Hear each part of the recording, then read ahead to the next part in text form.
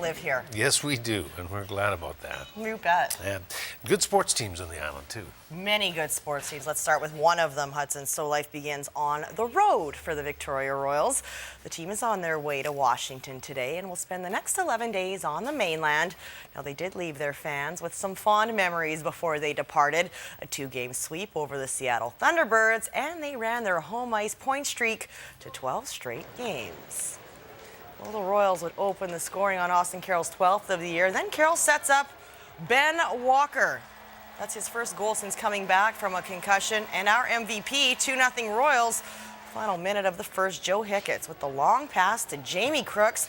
First shot is stopped. Walker chips away at the rebound before it's slotted home by Crooks, his 25th goal. And it is 3-0 after one. The T-Birds come out hard in the second, though. Patrick Polivka makes a series of stops, but eventually it's Connor Sanvido poking home a loose puck, making it 3-1. Polivka is going to settle right down, though. Royals were outshot 32-30, but they'd post a 4-1 win. Crooks added another as Walker led the way with a goal and 2 assists. Well, the Royals will welcome Captain Tyler Stahl back to the lineup for this epic road trip. He will serve his final game of an 8-game suspension tomorrow night against Tri-Cities and then suit up Sunday against Spokane. That is going to be a battle. Both the Royals and the Spokane Chiefs have 64 points. And speaking of captains, the Alberni Valley Bulldogs have quite a talented young man wearing the C. Ryan Lough is having a breakout season in the Valley. He leads the team in goals, is averaging more than a point a game, and has already secured himself a scholarship to NCAA Division I St. Laurence. But right now, he's loving life in the Alberni Valley. I love it here. Yeah, it's a great organization with great community and fans, so I mean, there's no better place to play junior hockey. We got a diverse mix of players, and we work hard every night, and that's what we pride ourselves on, is hard work. And we got some skilled guys, some hard-working guys, some meat and potato guys. So we got really everything. So we're looking to make a big push this year in playoffs. Well, Lough and the Bulldogs seem to be peaking at exactly the right time. They take a 4-game winning streak with them into this weekend on the interior, where some of the top teams in the league will be waiting. Coming home with points is top priority. The Dogs trail second place in Nanaimo by a mere 2 points. Knocking them out of second spot in the standings means home ice for the first round of the playoffs.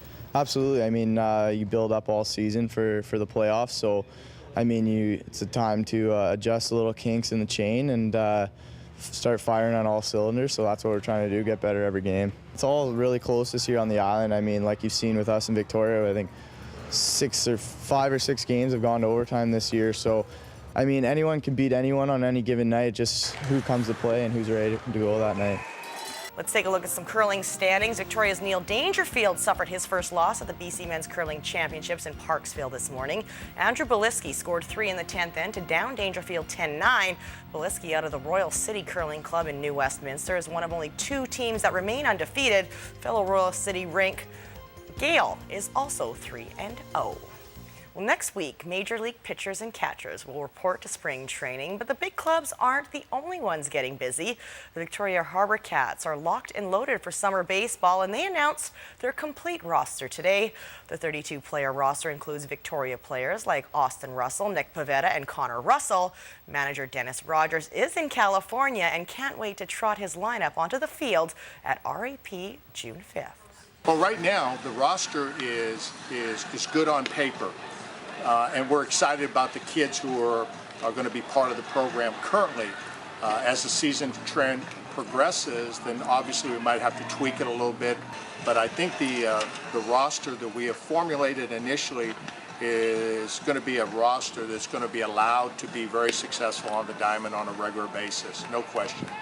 Well, happy birthday, Steve Nash, the greatest point guard to ever don an Arbutus Middle School jersey. Turns 39 today, and hopefully he'll celebrate in Beantown, where his Lakers are taking on the Boston Celtics. I want to stop by the house that Nash built, St. Mike's Blue Jags, hosting a Lambrick Park in a battle of the city's top 2 AA schools. In fact, the province's top 2 AA schools.